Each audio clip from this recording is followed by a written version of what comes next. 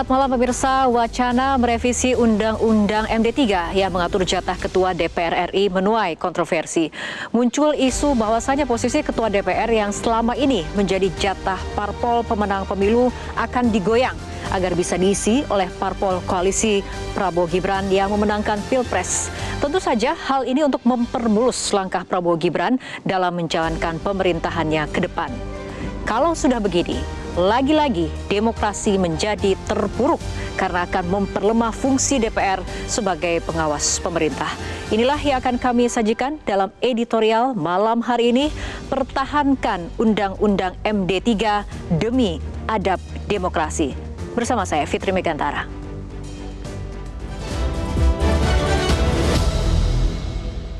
Pertahankan Undang-Undang MD3 demi adab demokrasi.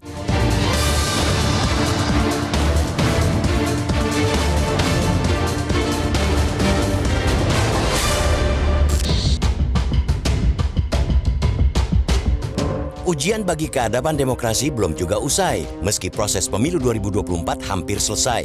Ujian itu terfokus pada penyikapan terhadap kemenangan dan kekalahan, termasuk soal bagaimana mengendalikan nafsu kekuasaan yang berlebihan. Demokrasi beradab jika pihak yang menang tidak mentang-mentang dan yang kalah tidak selalu membuat masalah.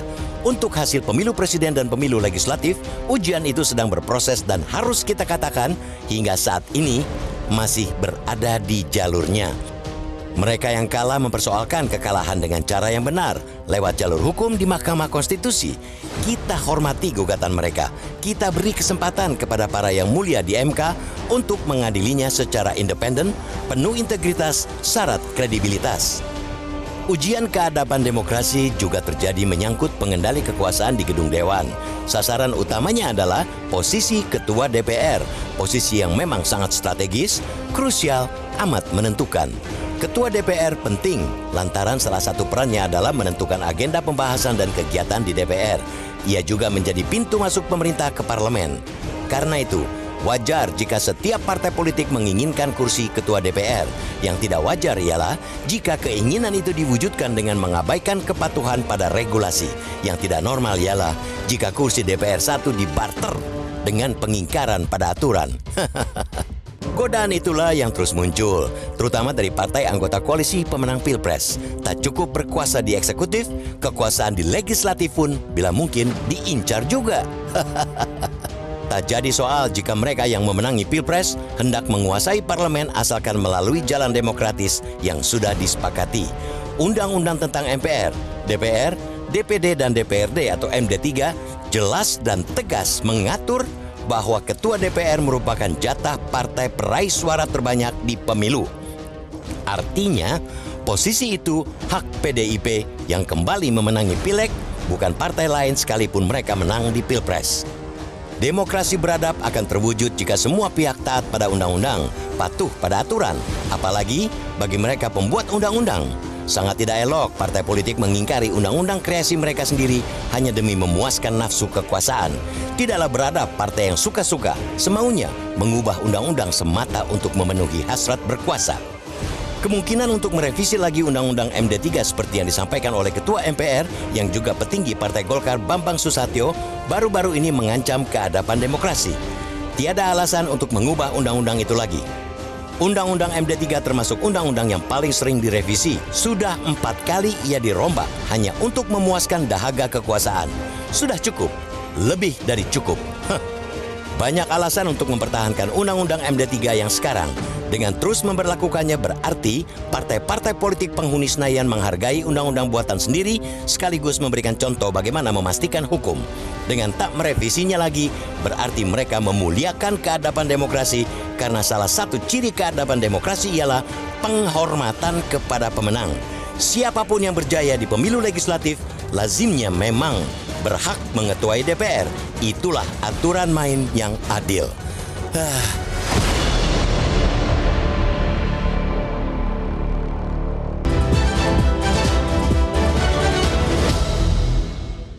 Pemirsa, kita akan langsung membedah topik untuk malam hari ini bersama Bang Gaudentius Suhadi, Dewan Redaksi Media Group. Selamat malam Bang Gaudens, apa kabarnya malam hari ini? Kabar baik ya. Kabar baik. Bang Gaudens, apabila kita lihat ini ya mengenai proses pemilu, pasca pengumuman pemilu saat ini prosesnya adalah di jalur MK bagi mereka yang tidak puas seperti itu. Namun ini kayaknya ujian sekarang justru menyangkut pengendali kekuasaan di gedung Dewan nih Bang Gaudens. Sasaran utamanya yaitu posisi Ketua DPR. Bagaimana nih Anda menilai? Ya, bisa dipahami ya. Yang pertama kita harus katakan bahwa 4 partai pendukung Prabowo Gibran di DPR itu pada 2024 ini hanya mencapai 48,25% suaranya ya. Jadi dia hanya menguasai 48,25%. Karena itu salah satu yang dibutuhkan untuk instrumen ketahanan pemerintahan ke depan itu adalah menguasai ketua DPR. Mengapa ketua DPR itu harus dikuasai, kursi ketua DPR dikuasai? Karena itulah pintu masuk untuk menggolkan seluruh kebijakan-kebijakan pemerintah. Kita tahu bahwa saat ini pemenang pemilu adalah PDIP. Kalau suaranya dikonversikan itu menjadi 110 kursi di DPR, atau turun sekitar 18 kursi dibandingkan dengan pemilu 2019. Pada urutan kedua itu adalah Golkar. Suara Golkar kalau dikonversikan kepada kursi saat ini mencapai 102 kursi atau naik 17 kursi dari pemilu 2019. Beberapa kader Golkar melontarkan wacana tentang perlunya mengubah Undang-Undang MD3. Kita tahu di dalam pasal 427D Undang-Undang nomor 2 tahun 2018 tentang MPR, DPD, DPRD, tegas sekali di sana dikatakan bahwa ketua DPR ada 5 pimpinannya, 1 ketua dan 4 wakil ketua. Untuk ketua di ayat B-nya itu disebutkan bahwa ketua itu berasal dari anggota DPR dari partai politik yang menguasai mayoritas di DPR. Itu artinya berdasarkan pasal 427D Undang-Undang 2 2018 mestinya PDIP yang mendapatkan kursi ketua DPR. Karena itu sejumlah kader Golkar saat ini melontarkan gagasan untuk merevisi undang-undang itu agar pimpinan DPR itu diajukan lagi seperti model lama, model 2014, diajukan berdasarkan paket, sama seperti di undang-undang yang sama sekarang ini, untuk pimpinan MPR itu diajukan secara paket. Tentu tujuannya adalah bagaimana menguasai ketua DPR, karena itu PDIP sudah memberikan ultimatum juga kepada Golkar untuk tidak mencoba-coba melakukan hal-hal atau tindakan-tindakan yang memancing kemarahan PDIP. Nah, ini mengenai sikap PDIP sendiri, Bang Gaudens, kita akan simak terlebih dahulu pernyataan dari Hasto Kristianto berikut ini.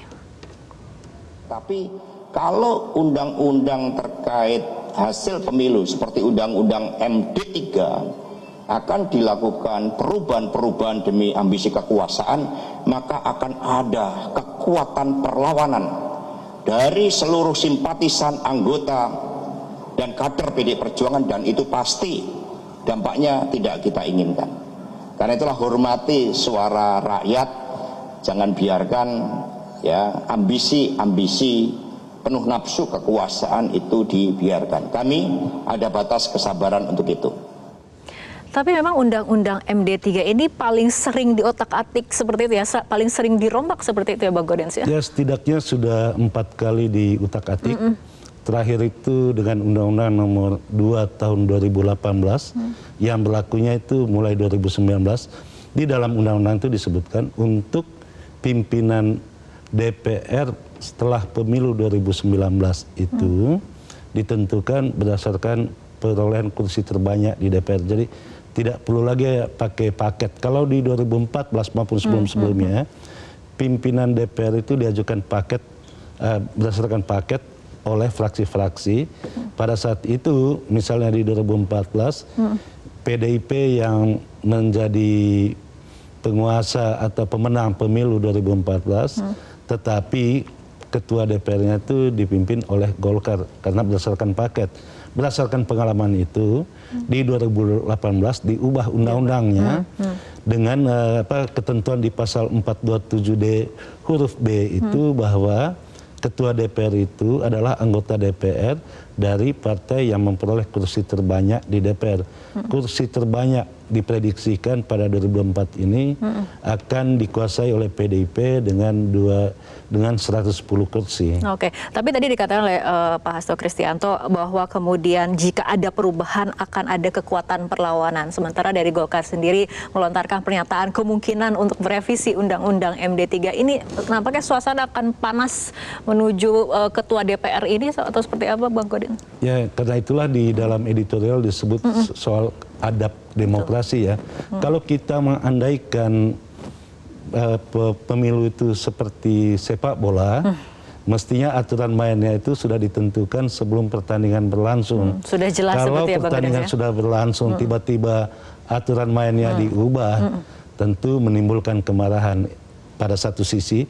Tetapi pada sisi lain kita katakan inilah realitas politik yang ada di Indonesia, yang kadang-kadang itu suka-suka para elit untuk mengubah undang-undang, yang mestinya undang-undang kalau diubah itu tidak berlaku untuk dirinya, tetapi berlaku untuk masa depan. Karena itu disebut sebagai adab demokrasi. Tapi nampaknya soal peraturan bisa diubah sesuai dengan kesepakatan, seperti itu ya Bang Godin. Nah, kita akan lanjutkan kembali perbincangan Bang Godin, tapi kita ikuti jeda berikut terlebih dahulu.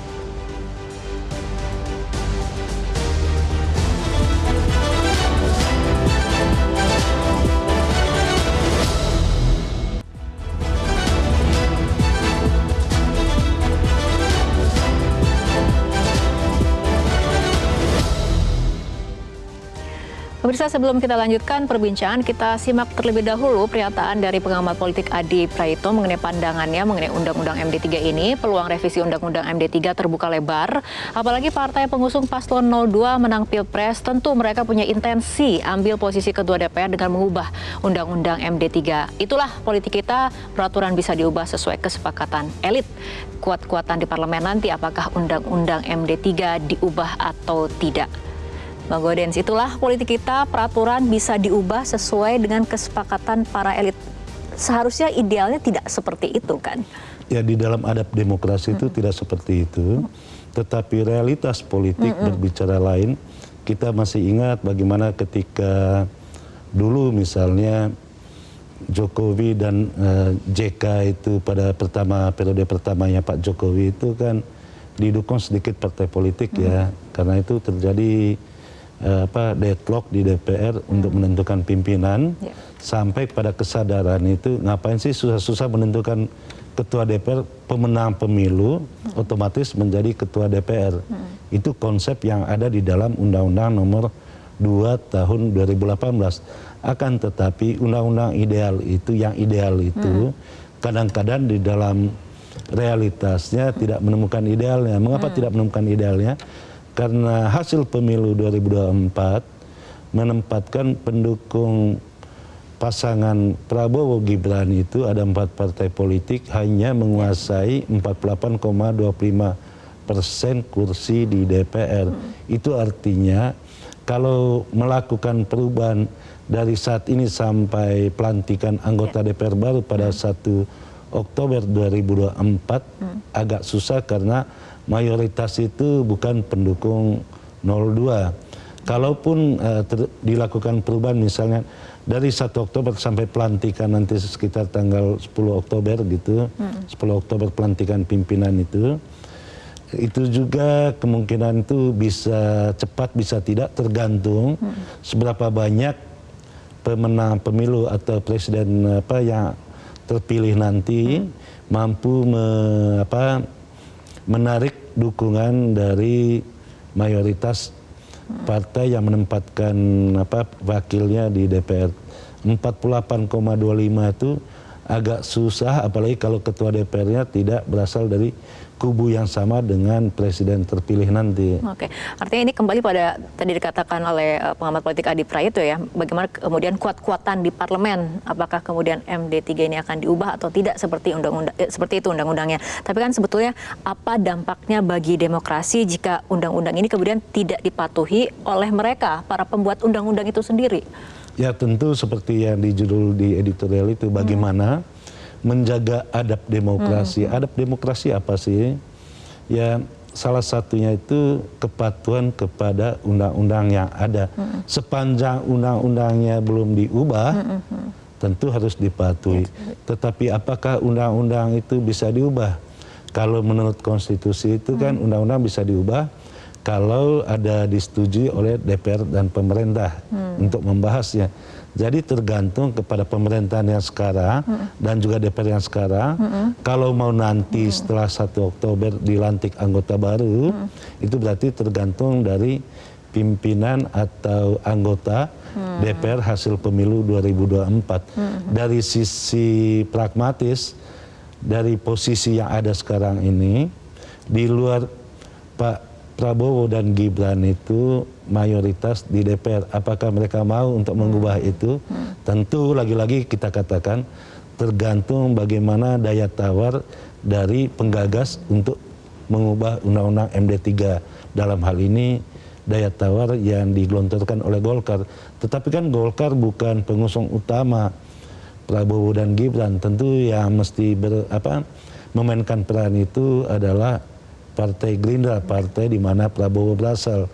Sampai saat ini Partai Gerindra masih patuh kepada undang-undang yang berlaku. Oke, artinya Bang Gaudens mungkin bisa dijelaskan kembali melihat petanya seperti itu di parlemen, kekuatan di parlemen, ini peluangnya akan seperti apa? Mempertahankan undang-undang MD3 yang sekarang atau kemungkinan untuk merevisi undang-undang MD3 itu sendiri? Ya, saya katakan tadi tergantung bagaimana presiden sekarang ataupun presiden yang akan dilantik nanti mampu mempengaruhi elit partai politik. Katakanlah sekarang misalnya pendukung Pak Jokowi di DPR dengan komposisi yang lama ya, di mana apalagi Demokrat masuk di dalam, tentu kekuatannya sangat berlebihan kalau dengan catatan PDIP masih sejalan dengan Pak Jokowi. Tetapi kalau nanti kita lihat peta politik ke depan, seandainya kubu 02 yang dilantik nanti menjadi presiden, kekuatan di DPR mulai 1 Oktober 2024 itu baru 48,25%. Artinya dengan kekuatan 48,25% belum mampu melakukan perubahan apa-apa di DPR. Oke, baik Bang Gaudens, kita nanti akan menyimak apa saja kemudian respon dari netizen terkait topik kita untuk malam hari ini. Tapi kita ikuti jeda berikut terlebih dahulu.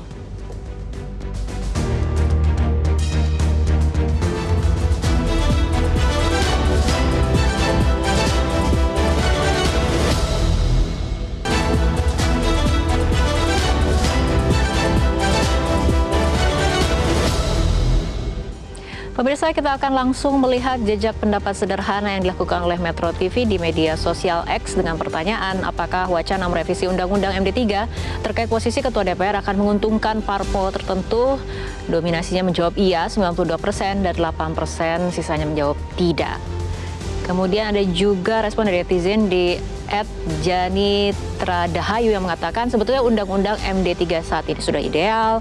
Presiden terpilih nanti akan diawasi oleh DPR yang diketuai oleh PDIP, yang kemungkinannya PDIP akan menjadi oposisi. Ini mungkin yang disoroti adalah bagaimana fungsi dari DPR itu sendiri ya sebagai pengawas, check and balances ya. Kemudian Undang-Undang MD3 ini dipertahankan seperti saat sekarang, seperti itu ya Bang Gaudens? Ya, kalau Undang-Undang MD3 dipertahankan seperti sekarang dan ketua DPR-nya nanti dari PDIP, PDIP berada di luar pemerintahan, tentu bagus bagi demokrasi ya. Itu artinya ke depan itu suara publik itu akan sangat diperhatikan. Kita masih ingat di dalam perkara Undang-Undang Cipta Kerja misalnya, di sana dikatakan sangat tegas terkait dengan bagaimana DPR lalai terhadap mendengarkan secara penuh makna suara publik itu, suara masyarakat. Nah, mudah-mudahan kalau terjadi oposisi yang kuat dan pemerintahan yang kuat pada hasil pemilu 2024, pada titik itu suara rakyat tentu didengarkan. Tetapi ada buruknya juga, buruknya butuh effort yang tinggi bagi pemerintahan yang bukan mayoritas di DPR. Dan itu kita punya pengalaman bagaimana pertama kali misalnya Pak Jokowi dan Pak JK melakukan treatment khusus di DPR sehingga bisa beralih kekuatannya menjadi mayoritas di DPR. Jadi butuh waktu sekitar 6 bulan pada saat itu pada awal pemerintahan Pak Jokowi. Oke, tadi dari hasil polling juga netizen mengatakan melihatnya bahwa soal undang-undang MD3 ini menguntungkan parpol tertentu, seperti itu Bang Godin. Ya, parpol tertentu kalau merujuk pasal 427D itu menguntungkan PDIP ya. Tetapi kalau menggunakan sistem paket dengan ada perubahan-perubahan peta kekuatan politik ke depan bisa menguntungkan Golkar yang berada di posisi kedua dengan jumlah kursi 102 atau naik 17 kursi dari pemilu 2019. Itu artinya PDIP bisa ditinggalkan. Apakah mungkin atau tidak? Di dalam politik itu yang berbicara itu tentang kemungkinan-kemungkinan dan kemungkinan itu ada gitu. Oke, ringkas saja terakhir Bang Godin, ringkas saja artinya demi keadaban demokrasi apa sebaiknya situasi yang ideal yang harus dilakukan? Ya sangat ideal itu jangan menggantikan undang-undang di tengah jalan untuk kepentingan praktis sesaat. Karena hasilnya akan sesat. Gitu. Oke, baik Bang Godin, terima kasih telah berbincang bersama kami malam hari ini dalam editorial malam. Dan pemirsa demikian perbincangan kita dalam editorial malam untuk hari ini. Saya Fitri Begantara, mewakili kerabat kerja bertugas, mengucapkan terima kasih atas perhatian Anda. Selamat malam, sampai jumpa.